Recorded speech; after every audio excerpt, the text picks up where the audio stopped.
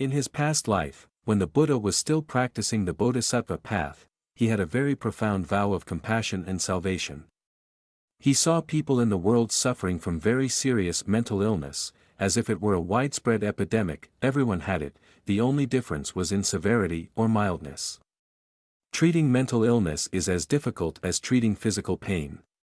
In the heart of many people, it is necessary to uproot the disease and sow new seeds of goodness. To do so, we must first make each person develop trust. Because every sentient being suffers from two very serious diseases, ego view and ego attachment. Everyone loves and regrets their own life, so if you want to cure mental illness, you must give medicine according to the illness. The Buddha made the following great vow: may I stay on earth for a long time to cure the two great diseases of the mind and body for sentient beings, to be the king of medicine for them, so that all diseases can be cured. There was a certain country whose king was named Ma-hai-tu-na, who ruled over a vast country, consisting of 84,000 great citadels. The king ruled the country very wisely. The country's affairs were never in chaos, so he had a great reputation and was highly respected by the people. The queen is also a kind, gentle, intelligent and loving woman. Therefore, the Bodhisattva chose the house of King Ma-hai-tu to be born. The strange thing is, when the queen was pregnant, although she didn't know anything about medicine before, she suddenly had the talent to heal others. Her way of healing is also very special. She does not need to use medicine, just use her hands to rub the patient's painful area and the patient's illness is instantly healed. Therefore, in the royal palace, anyone, no matter how serious the illness is, the doctors are at a loss, all remedies are ineffective and the only thing left to do is wait for death. They can come to the queen for help. Be healed. Therefore, the story of the queen taking action to cure the disease has become a legend that has been circulating for a while. When the prince was born he could speak, but what did he say? I don't have any other specialties, I only know how to cure diseases.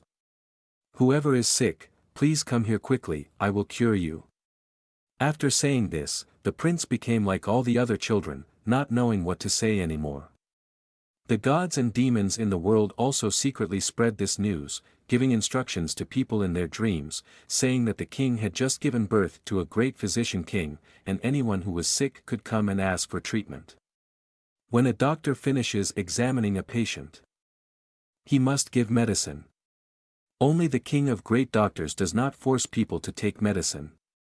Anyone who is sick just needs to approach the prince to naturally heal.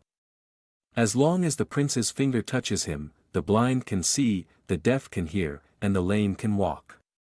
The story of the prince using his fingers to cure everyone's illnesses spread throughout the country. From then on, the prince was named Nan Duok, Medicine Man. Some people were still skeptical, so the prince called those who were sick to come and be treated. In addition to using his hands to treat diseases, the prince also used his body. Just being touched by the prince will cure your illness immediately. No matter how serious the illness is, the prince can cure it, making everyone feel safe and happy. His reputation will spread far and wide, so whenever he is sick, he will come and ask for treatment. The royal palace, which was originally a strictly forbidden place, suddenly became no different from a market or a hospital. Prince Nan Duok was born in the human world and has been healing for about 10 years, curing countless people. His great wish to cure his illness has been fulfilled, now he must incarnate to another place. When everyone heard the news, they suddenly became like orphans. No one cried sadly. They said that from now on, no one would cure their suffering. Although Prince Nan Duok is no longer with us, his remains are still here. Surely his remains also have the ability to cure us, said a relatively wise person. They found the prince's remains, then burned them with fire and ground them into powder. The sick person only needed to apply a little bit of that powder to the sore spot to be cured as before. Anything that is used forever will eventually run out, the same goes for the powder mentioned above. The person who was sick again went to the place where the prince's remains were burned and ground into powder. Just reciting his name in his mind would cure his illness. So within that range, whoever was far or near, just recite his name.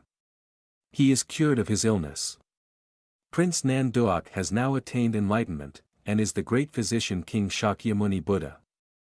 Thank you for spending your valuable time on my channel journey to enlightenment. Wishing you a very peaceful and happy day. Don't forget to click like and subscribe to my support channel. See you in the next video.